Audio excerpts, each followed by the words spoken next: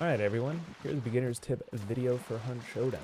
Seems there's quite a few of these on YouTube already. I skimmed them quickly and didn't see one made by someone stupid like me.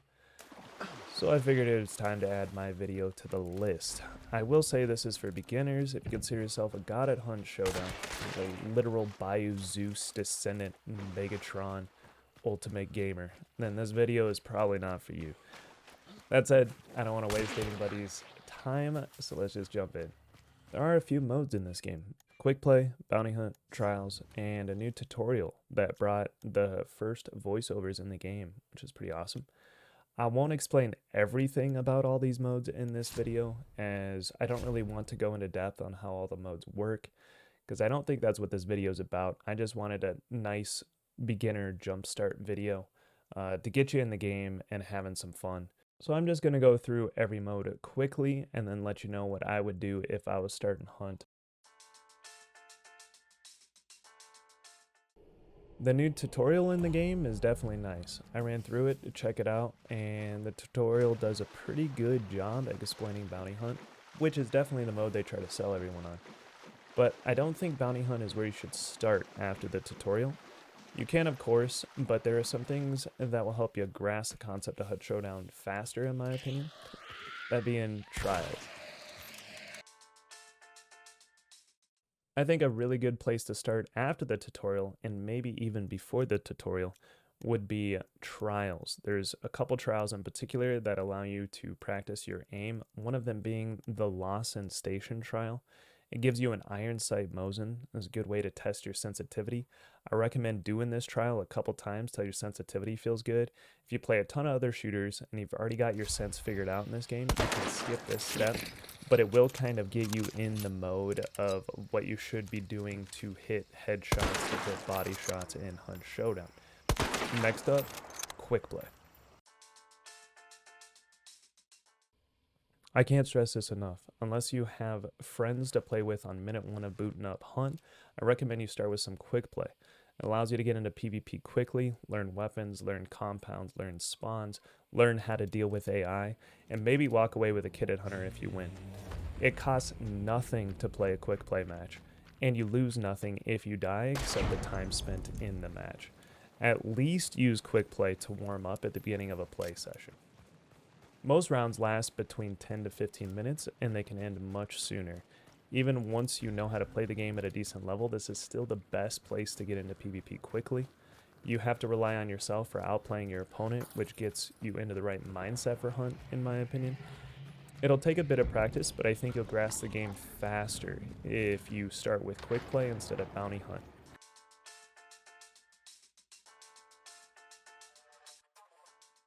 The biggest hurdles, I think, for a lot of beginners in Hunt Showdown is understanding the threats that the map or the PvP poses to you, then dealing with those threats in a decent way. So I'm going to give some overall advice that I think will help from start to finish, whether you're in bounty hunt, quick play, any of that.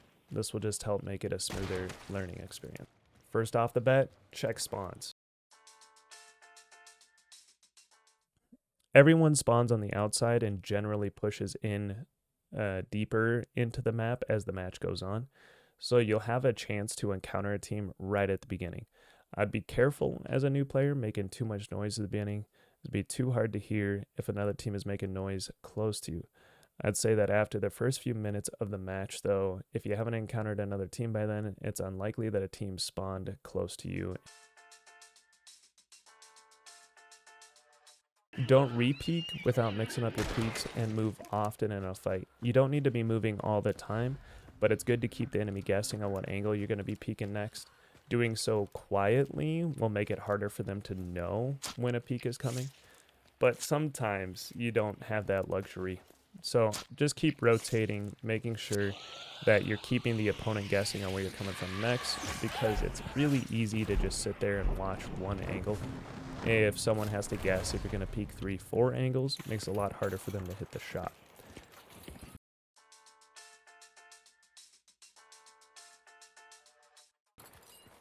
Now, I'm going to talk about a couple different peeks you can mix into your kit.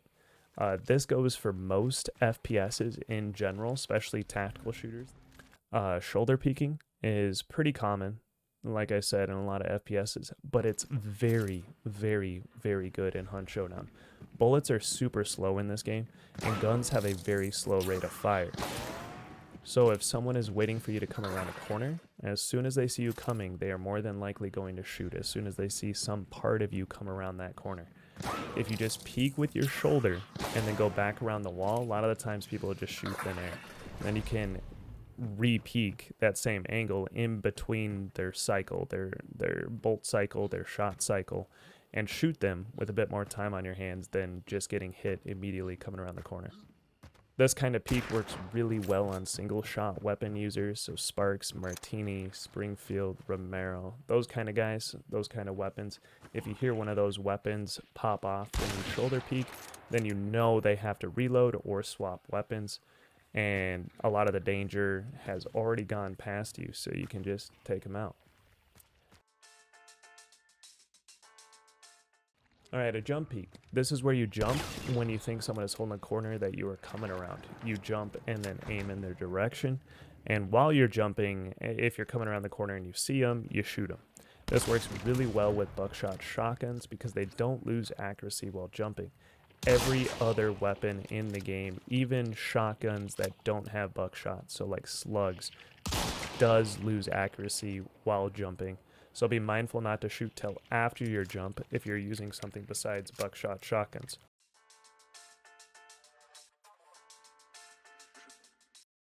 But this is what makes shotguns super lethal up close.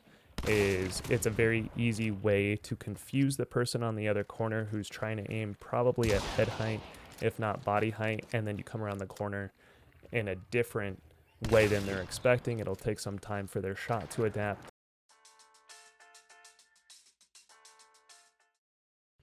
This is one of the reasons why I said to play quick play a lot, because you'll find ways to move around the map that put you in an advantageous position. When you're defending the wellspring, you basically just look around to see what area is most defendable, and normally it's going to be in a building above base level.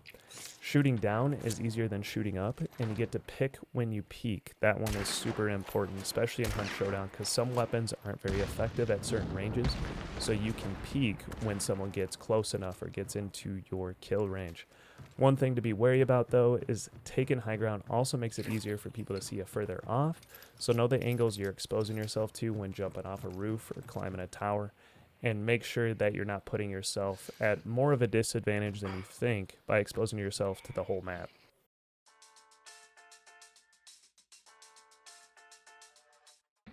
Utility. I can't stress this enough. Use your utility. This is a tactical shooter, and honestly, unless you are a rifle player that sits out of compounds, you'll probably use utility more than shooting in a lot of fights. Use your utility a lot. See when you get punished for using your utility, and learn spacing on how far you should be so you don't hit yourself with your own utility. But get used to it. Use your utility a lot. It's better to use your utility and not get a use out of it than not use your utility and die with it in your hands. If a team might be in an area, you're not sure if they're there, use utility to flush them out or to see to make sure that no one's in that area, because it'll help prevent you from trading. It'll help prevent you from getting ambushed. Just make sure you're checking different corners in different ways. With different utility. There's a ton of strong utility in this game. You can bring a lot of it into a match, and you can get more utility through the map by visiting towers, by finding saddles, by finding utility boxes littered around the map. Just make sure that you always got some utility on hand. It can save you in a pinch. And I'm just going to offer up what I think is some of the best utility in the game, especially for flushing out players in buildings or players that are just not wanting to move. Number one would be flash bombs. Flash bombs are extremely strong, extremely broken in this game. There is no counter. If someone throws a flash and you happen to be in its area of effect, you are flashed. There's nothing you can do to stop it. So I would recommend flash bombs if you're wanting to play aggressively. They're very quick, very effective. And if you're in decently close range, I would say within 15 meters of the enemy, 15-20 meters is where flash bombs are most effective. On top of that, you got frag bombs. Frag bombs make someone bleed and can just insta-kill them. They can hit through walls, all kinds of things.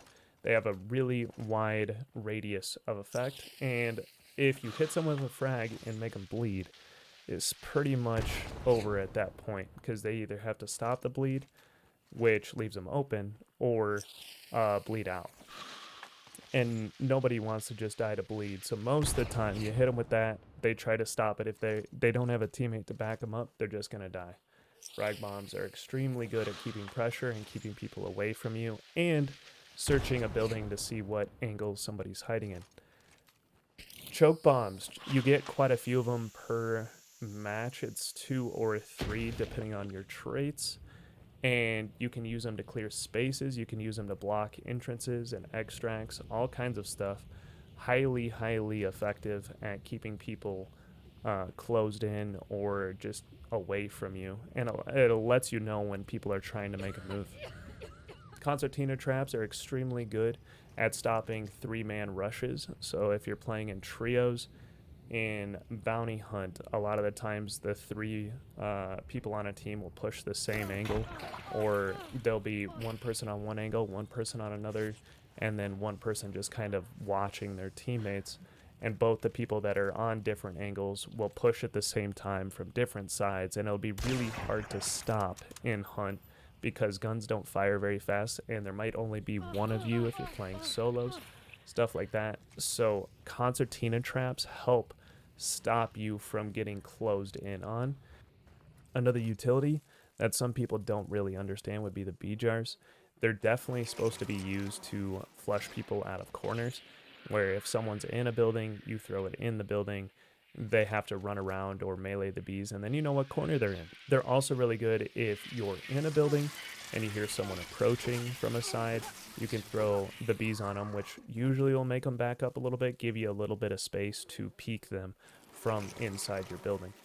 The AI is a little finicky with the bee jars, so make sure that you're not in sight a second or 2 after you throw the bee jar, because it will break and attack the first thing it sees.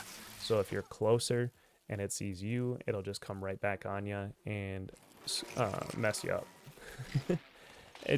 Most people don't want to get hit by their own bees, so I'd recommend making sure if you throw it to wait for the noise. The bees do make a noise when they are aggroed on something. Wait for that noise before pushing into an area with bees to make sure they don't attack you.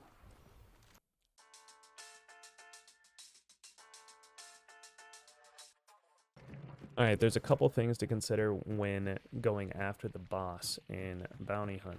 One would be how early you find it.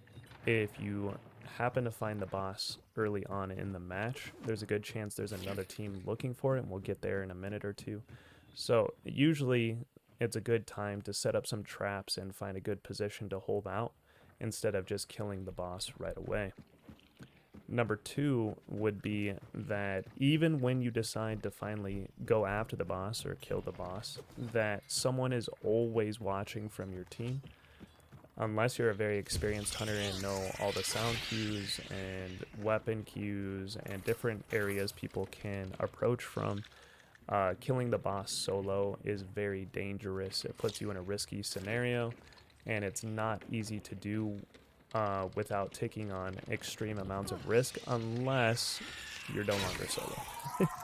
Unless you have a teammate that is watching, making sure that people aren't approaching while you kill boss. So I highly, highly recommend, if you are on a team of more than just yourself, more than just a solo, to have someone always watching approaches while another person kills boss. It'll save you a lot of problem along the way. Number 3 would be killing the boss silently is a great way to get an early defensive position so you can ambush teams as they come up. One of the best ways to kill the boss quickly and silently is world melee items like axes and hammers. The axe is best for almost every boss except Scrapbeak. Hammer is pretty good for Spider and manageable for the rest, but you're basically looking for an axe unless it's Scrapbeak. Pitchfork is the best for Scrapbeak. He takes really good damage from piercing, so a regular knife or knuckle knife also does the trick for Scrap Beak. You don't really need a world item for him. And I will say that some bosses are just flat out easier to kill than others. They have easier patterns. They're not as random. Those would be Butcher and Scrapbeak. Butcher and Scrapbeak are pretty easy to kill. It's easy to understand when they're aggroed and they can't climb on walls, those kind of things. So those bosses are usually pretty good bosses to kill right off the bat if you have a teammate that's watching for you.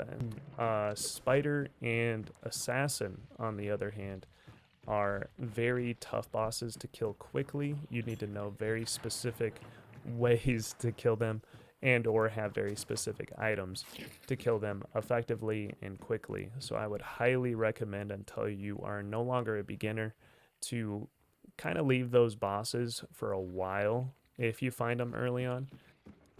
It's risky for all bosses, but especially those. It's very hard to avoid little bits of damage. So I would recommend taking your time on those and not rushing the boss kill necessarily for Spider and Assassin.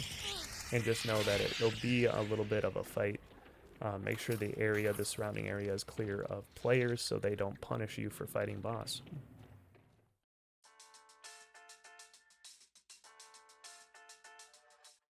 The last tip I want to give, the general tip when it comes to tactics and strategy and hunt, would be do not push sniper teams. If you have pushed into a boss compound, kill a boss, and then you pick up boss bounty scan and see an enemy outside your compound but not blocking extract, I highly recommend just going to the extract.